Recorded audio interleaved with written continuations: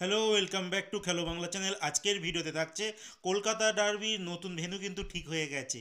সে খবর জানাবো ইস্ট বেঙ্গলের যে বিদেশি খেলোয়াড় আসার কথা ছিল তা নিয়ে আসছে একটা খারাপ খবর। সমস্ত খবর জানাবো খেলার আরও আপডেট খবর। তার আগে প্রতিদিনের মতো বলবো, খেলার আপডেট খবর পাওয়ার জন্য আমাদের চ্যানেলটিকে সাবস্ক্রাইব করতে একদম ভুলো না। তো চলো শুরু করছি আজকের প্রথম খবরটি শুরু করছি। আইএসএল এ গতকালকে পাঞ্জাব এফসি তারা ঘরের মাঠে খেলতে নেমেছিল কেরালা ব্লাস্টার এফসির বিরুদ্ধে। আর এই ম্যাচ কেরালা ব্লাস্টার 9 জনে খেলেও কিন্তু ম্যাচটা 1-0 গোলে জয়লাভ করে।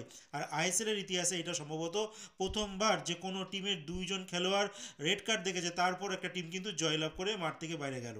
তো যাই হোক, কেরালা ব্লাস্টার কিন্তু এই ম্যাচে জয়লাভ করেছে। আর তাদের একমাত্র গোলটি করে নোয়া সাদাও। তিনি 44 মিনিটে নাগাদ প্রথমভাবে পেনাল্টি থেকে একটা কিন্তু গোল করে। আর কেরালা ব্লাস্টারের 2জন খেলোয়াড় রেড কার্ড দেখেন, তাদের মধ্যে একজন হচ্ছে বিদেশি খেলোয়াড় ড্রিনসিক, তিনি 58 মিনিটে নাগাদ এই রেড কার্ড দেখেন। এছাড়া ডোলিং, তিনি 74 মিনিটে নাগাদ কিন্তু রেড কার্ড দেখেন। যাই হোক, এই মুহূর্তে দাঁড়িয়ে পয়েন্ট টেবিলের কথা যদি বলি, তো পাঞ্জাব এফসি 8 নম্বর পজিশনে রয়েছে 13 ম্যাচে 18 পয়েন্ট নিয়ে। 9 নম্বর পজিশনে রয়েছে কেরালা ব্লাস্টার এফসি, যারা 15 ম্যাচ খেলেছে, 2 ম্যাচ বেশি খেলেছে, 17 পয়েন্ট নিয়ে রয়েছে।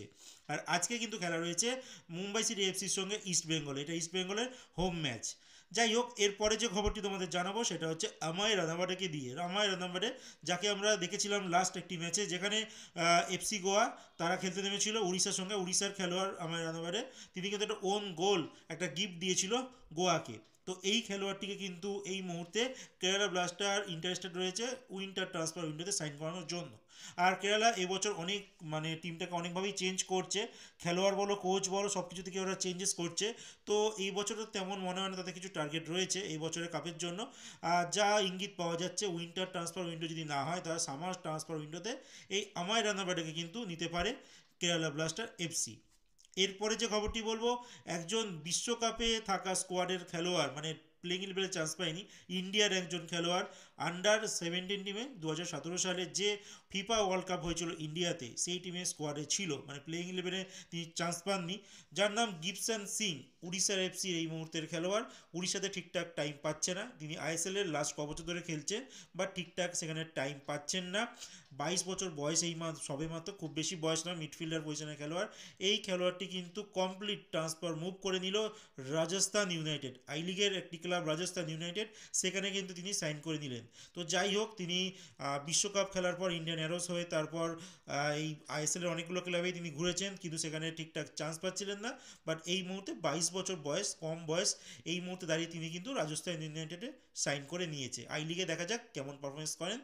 এরপরে যে খবরটি বলবো সেটা হচ্ছে কলকাতা ডার্বির কথা। কলকাতা ডার্বি কলকাতাতে হচ্ছে না 11 তারিখে, তাই নিয়ে অনেক ধোঁয়াশা ছিল। অনেকে বলছিল এই ম্যাচটি জামশেদপুরে যেতে পারে, উড়িষ্যাতে যেতে পারে, কিন্তু জামশেদপুরে যাওয়ার চান্সটা কম। এই জন্যই জামশেদপুর একদমই না করে দিয়েছে। তাদের কোচ জানো খালিদ জামিল, তার টুকটাকে একটু বেশি বিশ্বাস করে। আর এই খালিদ জামিল চায় না, তার মানে ডার্বির পরে কিন্তু মোহনবাগানের ম্যাচ রয়েছে জামশেদপুরের মাঠে, তো তারা যেন কোনো অ্যাডভান্টেজ না পায়। তো সেই জন্য জামশেদপুরে হচ্ছে না। উড়িষ্যা এগিয়েছিল, বাট এই মুহূর্তে যা খবর আসছে, যেখানে গুয়াহাটিতে কিন্তু এই ডার্বি ম্যাচ এবার 11 তারিখে অনুষ্ঠিত হতে চলেছে।